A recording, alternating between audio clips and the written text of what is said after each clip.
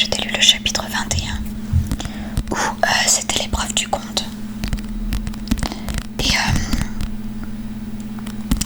Et donc dans l'épreuve du conte, Agatha est venue en aide à Sophie plusieurs fois sous forme de colombe,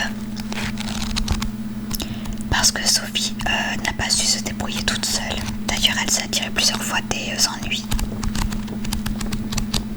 et plusieurs personnes ont tenté de la tuer, mais heureusement Agatha était là pour l'aider. Et du coup, à la fin du chapitre s'est terminée sur Sophie qui remportait l'épreuve avec Tedros. Mais en fait, il s'est passé un petit truc. En fait, Esther a tenté de tuer Tedros. Et en fait, Agatha et Sophie qui étaient transformées en plantes, je crois. Et ben en fait, elles ont assisté à la scène et Agatha, elle était là en mode allez, Sophie va l'aider, il a besoin d'aide. Et Sophie ne voulait pas. C'était la meuf super égoïste et tout. Elle était là, non, mais il préfère que je sois en sécurité. Et au moment où Esther allait le tuer, c'est là que Agatha, elle est intervenue. Et du coup, Tedros a été surpris de voir Agatha devant lui. Et il y a eu une petite confrontation entre lui et Sophie, puisqu'il a demandé à Sophie pourquoi elle n'était pas intervenue, alors que Agatha l'avait fait. Et le chapitre s'est fini sur les élèves de l'école du bien et du mal, qui étaient super contents que deux camarades des écoles différentes soient gagnants. Du coup, ils pensaient que ça allait faire une trêve entre les deux écoles, entre le bien et le mal. Sauf que finalement, ils se sont rendus compte que pas du tout, puisqu'ils ont vu que Tedros et Sophie se faisaient la tête. Et avant que les élèves n'arrivent, Agatha, elle a pris la fuite en se transformant en colombe. Et maintenant, je vais te lire ce nouveau chapitre. Alors. Et comme d'habitude, je vais te montrer la petite illustration. Alors, là. Chapitre 22. Rêve de Némésis. Donc, en illustration, on voit un arbre. Et on voit un arbre où il y a écrit menteur. Et plusieurs troncs d'arbres qui ont été découpés. Enfin, je sais pas comment on dit, hachés.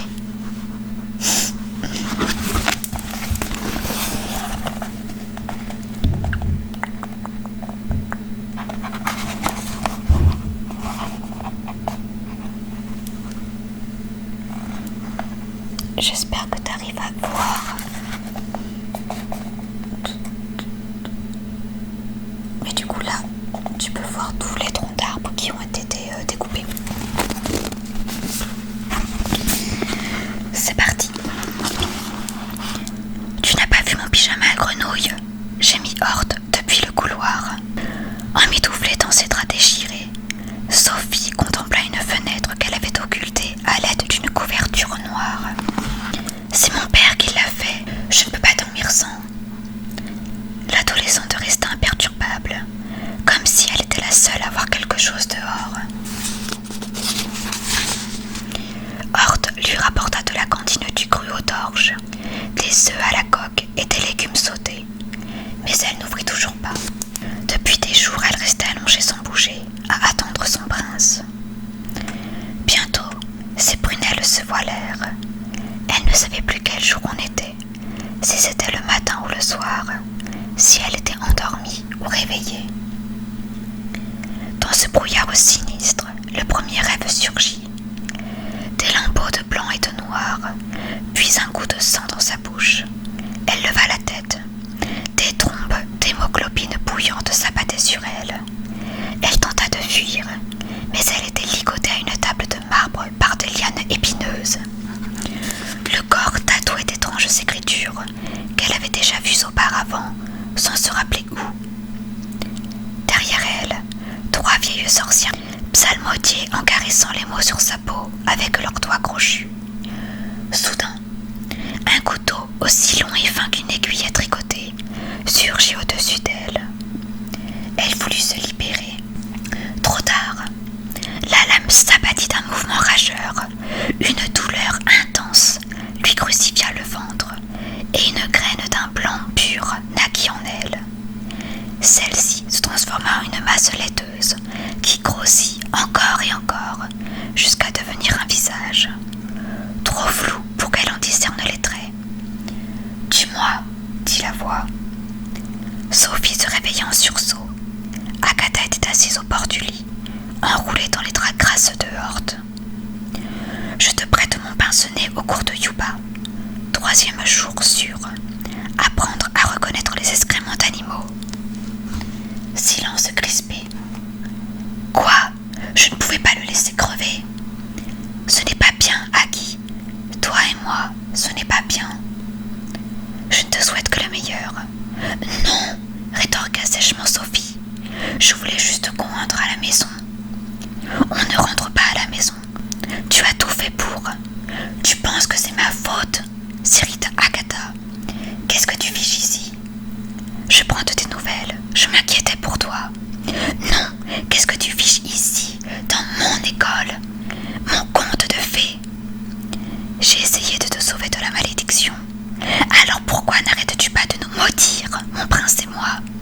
Au fond, tu refuses que je trouve l'amour. Tu veux me garder pour toi seul. C'est stupide. Le grand maître avait raison. Une princesse ne peut pas être amie avec une sorcière. Tu sais pourquoi ? Parce qu'une sorcière n'a jamais son propre compte. Elle est obligée d'en bousiller un pour être heureuse. Agatha retint ses larmes. Mais je ne suis pas une sorcière. Alors va vivre ta propre vie. La colombe s'enfuit par une brèche du rideau et Sophie se ratatina sous ses draps jusqu'à ce que la lumière ait disparu.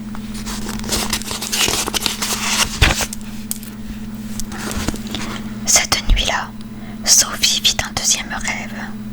Alors qu'elle galopait à travers bois, affamée, elle tomba sur une biche au visage humain. Le même visage flou et laiteux que la veille. Elle s'approcha pour voir de qui il s'agissait, mais le visage se changea en miroir, où elle aperçut le reflet de la bête. Sophie se réveilla couverte de sueur froide, le sang bouillonnant dans ses veines. Pelotonnée en caleçon devant la porte de la chambre 34, Horte lisait les bienfaits de la solitude à la lueur d'une bougie. La porte grinça derrière lui. Qu'est-ce que les gens disent de moi ? Il serait dit, comme s'il avait entendu un fantôme. Je veux savoir. Sophie le suivit dans un couloir obscur. Elle n'avait pas bougé depuis si longtemps que ses articulations craquaient. Je ne vois rien, se lamenta-t-elle en cherchant l'éclat du signe apposé sur le torse de son guide. Où es-tu ? Ici. Une torche s'alluma. Sophie trébucha en arrière. Chaque centimètre carré du mur derrière Horte était tapissé d'affiches, de bannières et de graffitis. Félicitations, chef. Triomphe dans l'épreuve, une lectrice à la rescousse. Le tout accompagné de caricatures où des toujours enduraient des morts affreuses. Le sol était jonché de bouquets de fleurs carnivores qui tenaient entre leurs dents acérées des messages manuscrits. J'aurais aimé avoir ton culot, Ravane. Tu es une voleuse de cœur qui déchire, Mona. Tétros le méritait, ton ami Arachné. Je ne comprends pas. Tétros raconte que tu t'es servi de lui pour remporter l'épreuve, expliqua Horte. Dame Lesso a baptisé ton plan le piège de Sophie et déclaré que, même elle, tu l'avais berné. Les profs disent que tu es le meilleur chef de classe que le mal ait jamais eu. Regarde. Des boîtes de verre anguilles enrubannées de rouge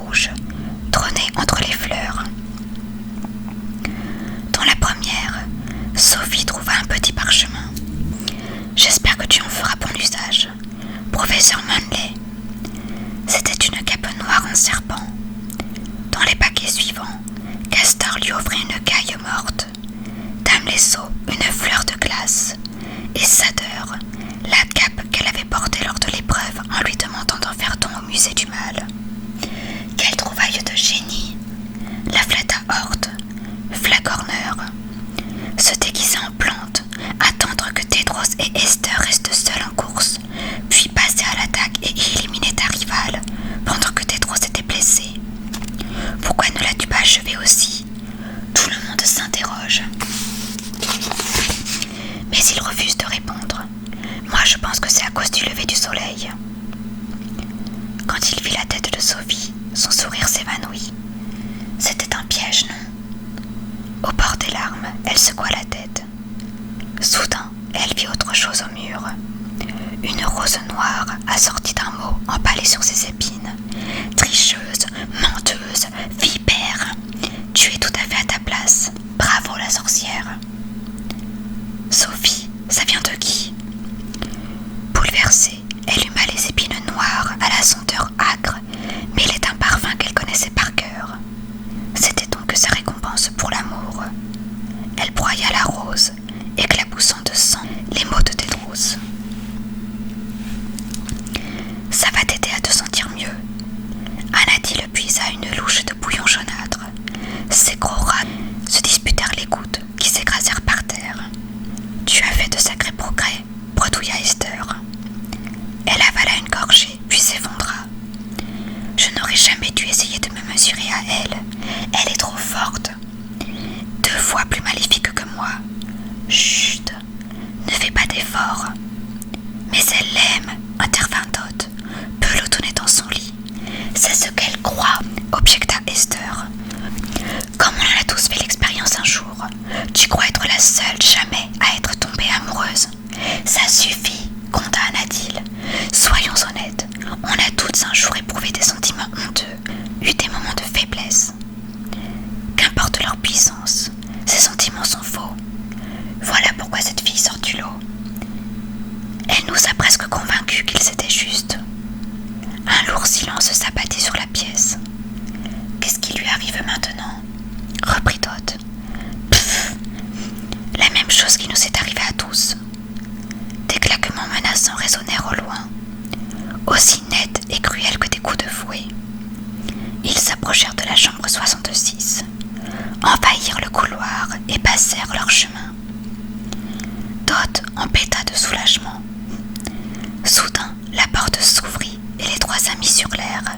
Un courant d'air agita les robes pendues au-dessus de la porte, ce qui fit choitoyer des rayons lumineux sur le visage du nombre.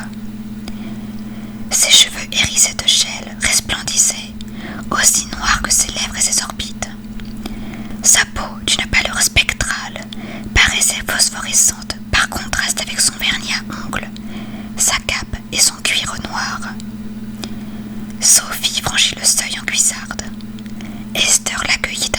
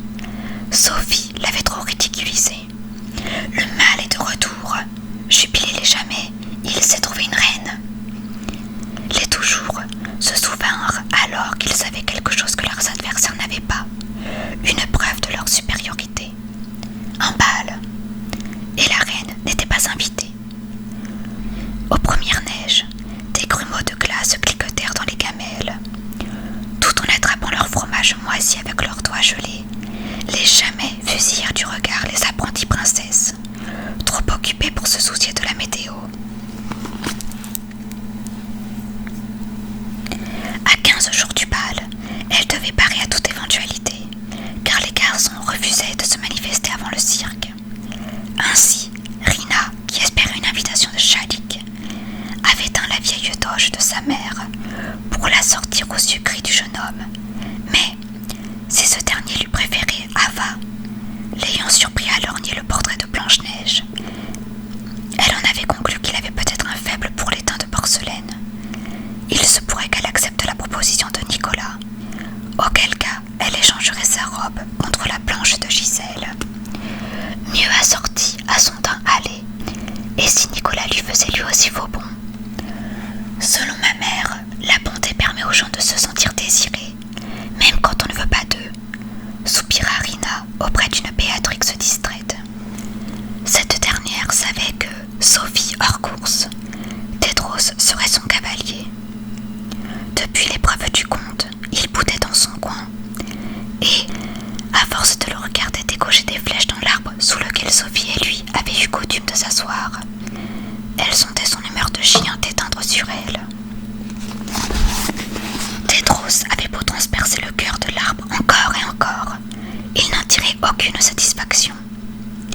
Après quelques jours de moquerie, ses camarades avaient tenté de lui remonter le moral. Il partageait sa victoire avec une jamais, et alors on se fichait qu'elle les suivit comme un toutou. Il avait quand même survécu à une nuit d'enfer, et les avait tous éliminés un à un. Tedros, lui, n'y voyait qu'une source de honte, car, resté esclave des erreurs de son cœur, il n'avait pas fait mieux que son père. Cela dit, il n'avait parlé à personne d'Agatha. Étonnée, la jeune fille tressaillait dès qu'il prenait la parole en cours, comme si elle craignait d'être dénoncée. 8 jours plus tôt, il aurait adoré la faire punir. Là, ses sentiments étaient confus. Pourquoi avait-elle risqué sa vie pour le sauver? Lui avait-elle dit la vérité au sujet de la gargouille? Cette sorcière pouvait-elle réellement être gentille? Il la revit errant d'un pas lourd dans les couloirs, avec son regard pervers. Une plate, voilà ce que Béatrix avait dit.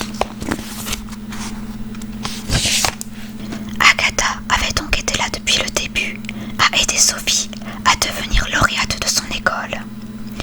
Cachée dans la robe ou les cheveux de son amie, elle lui avait soufflé les réponses, les formules magiques. Mais comment s'était-elle débrouillée pour qu'il choisisse Sophie au défi des citrouilles? Tedros eut la nausée. Un lutin désigné sur deux, une princesse dont le cercueil l'avait assommé, un cafard dissimulé sur une citrouille. Il n'avait jamais désigné Sophie. Chaque fois, il avait été attiré par Agatha. Horrifié, Tedros vit volte-face, mais elle n'était nulle part dans la clairière. Cette fille-là, il devait l'éviter à tout prix et l'assommer de garder ses distances. Une boule de neige molle l'atteignit à la joue. Aveuglé, il distingua des ombres, s'essuya les yeux et lâcha son arc. Sophie, Anadil et Esther approchaient. Même cheveux de jet, même maquillage noir, même regard furieux. D'un sifflement, elles effrayèrent toutes les filles de l'école du bien, et il se retrouva seul avec ses copains qui, inquiets, avaient battu en retraite derrière lui. Sophie se planta devant son prince. « Tu crois que j'ai joué à un jeu, que je ne t'ai jamais aimé ?» Tedros tâcha de se calmer. Elle était d'une beauté inouïe. « En amour, on ne peut pas tricher, Sophie. Mon cœur ne t'a jamais voulu. »« Oh, j'ai vu qui il avait choisi, » ironisa-t-elle en imitant la mine éternellement renfrognée d'Agatha. « Ton cœur est aveugle. »« Non, il me dit juste n'importe qui, sauf toi. » Sophie gloussa. D'un coup, elle bondit et Tedros dégaina son épée, comme tous ses camarades derrière lui. « Regarde, tu as peur de ton véritable amour. Retourne dans ton camp. »« Je t'ai attendu, » insista-t-elle d'une voix étranglée. « Je pensais que tu viendrais me chercher. Pourquoi serais-je venue te chercher, toi ? » ?»« Parce que tu m'as fait une promesse. »« Je ne t'ai rien promis du tout, » s'emporta Tedros. Sophie le dévisagea, stupéfaite. Elle baissa les yeux. « Je vois. » Lentement, elle releva la tête. « Eh bien, je serai tout ce que tu veux. »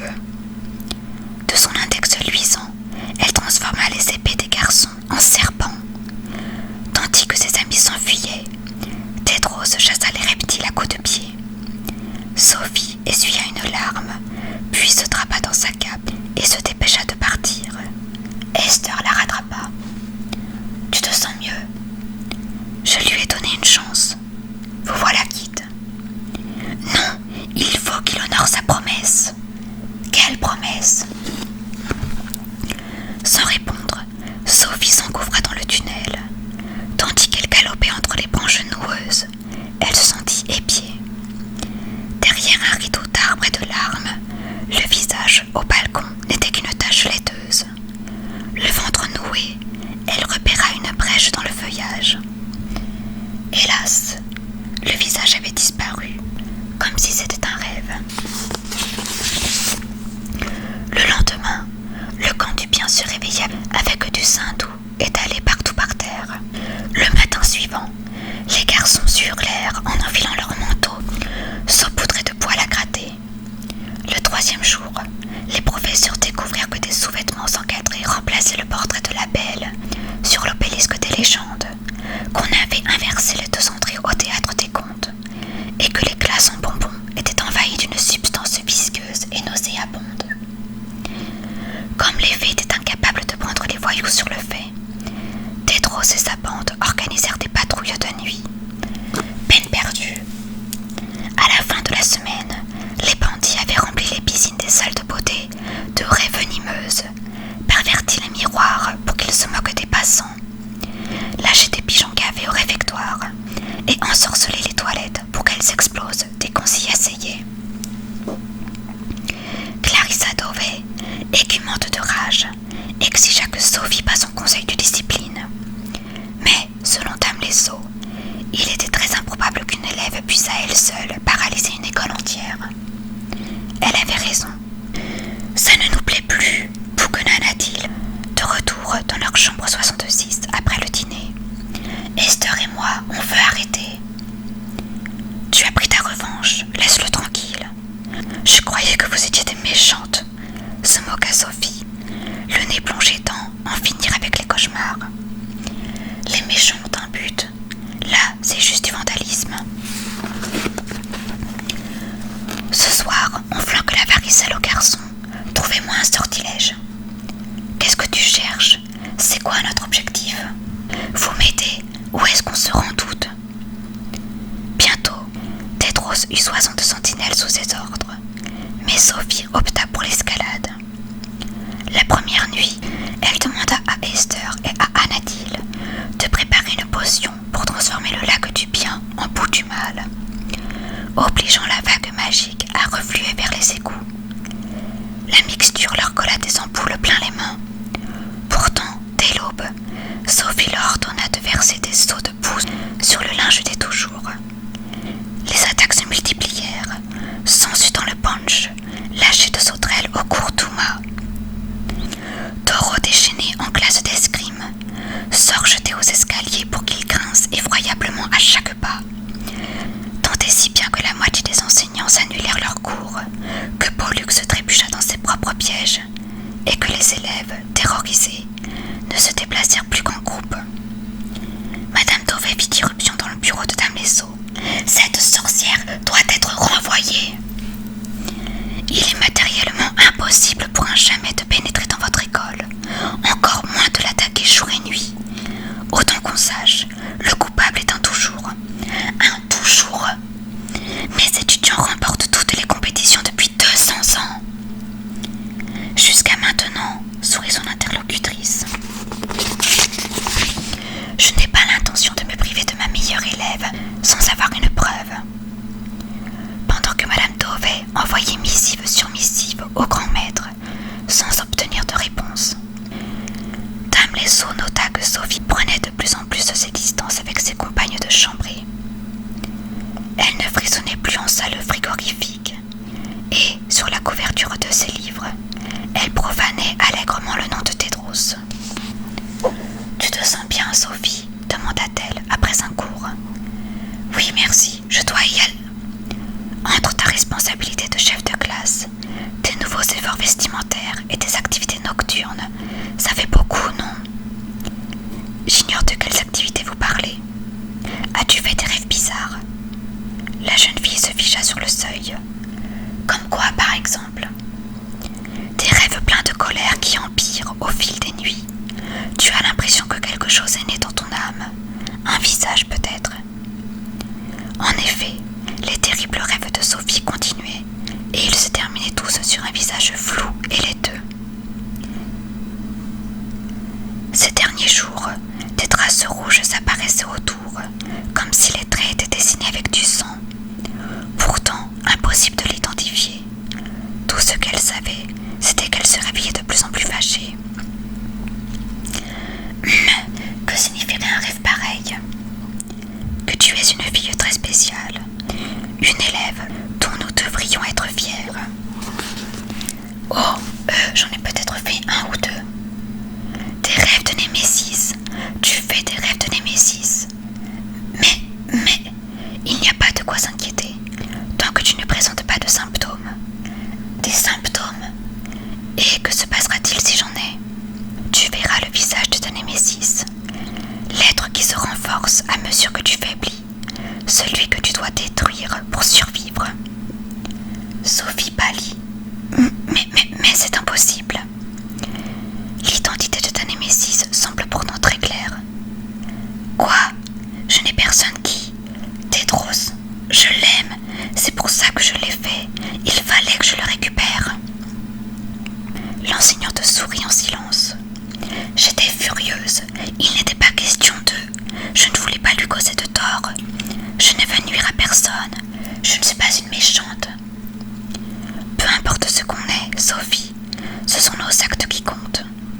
Elle observa le visage de son élève. Hélas, toujours pas de symptômes, soupira-t-elle avant de se rasseoir à son bureau. Ferme la porte en sortant. La jeune fille s'enfuit trop vite pour s'en soucier. Cette nuit-là, Sophie ne s'en prit pas au toujours. Laisse Tédros tranquille, se dit-elle, un oreiller sur la tête. Elle se le répéta en boucle, jusqu'à effacer de sa mémoire sa conversation avec Dame Lesseau. Bercée par le rythme des mots, elle sentit son ancienne personnalité refaire surface.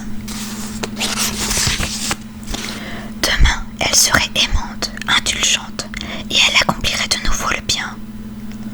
Sauf qu'un nouveau rêve surgit. Cette fois, elle courait entre des miroirs, reflétant son visage souriant, ses longs cheveux dorés, sa somptueuse robe rose. Derrière le dernier miroir, il y avait une porte ouverte, où Tédros l'attendait, majestueux dans son costume bleu de bal. Elle s'élança vers lui sans réussir à le rattraper. Soudain, deux grosses ronces violettes serpentèrent vers son véritable amour.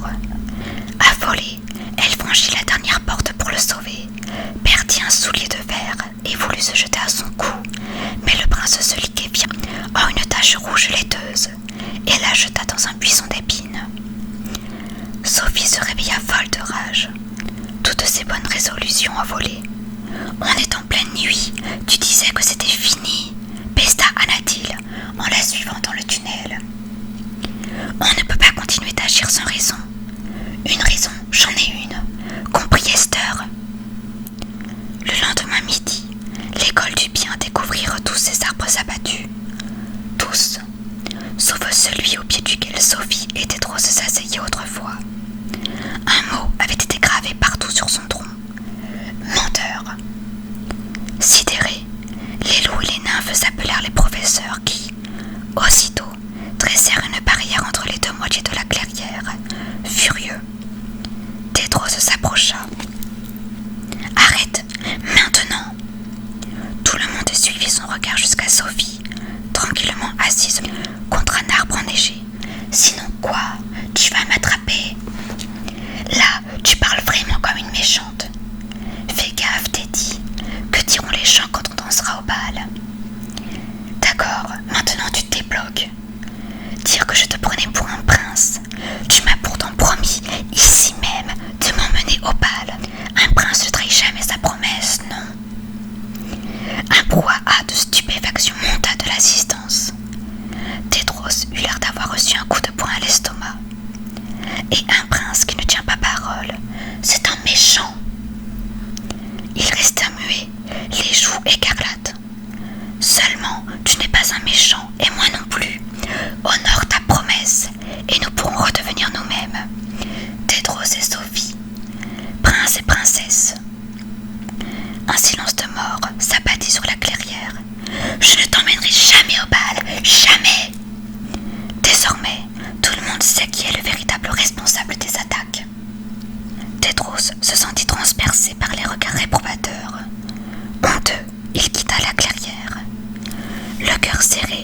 Sophie se retint de le rappeler. Tout ça à cause du bal, râlèrent ses deux alliés. Tout ça pour ce que je crois juste. Débrouille-toi seule, maugréa Esther, suivie par Anadil. Sophie resta debout face à une foule médusée d'élèves, de professeurs, de loups et de fées. Tédros Ladoise a un air furieux du haut de son château en verre. Son visage laiteux rougeoyait. En croisant son regard, Sophie redoubla de détermination. Il l'aimerait de nouveau. Il ne pourrait pas faire autrement. Parce que, s'il osait en aimer une autre, elle le détruirait. Et c'est la fin de ce chapitre. Un chapitre que j'ai adoré. Sophie, mais c'est un personnage en fait qu'on adore détester. Et vous avez encore rien vu. Non, vraiment, Sophie, c'est une garce, mais à point. Jamais vu ça.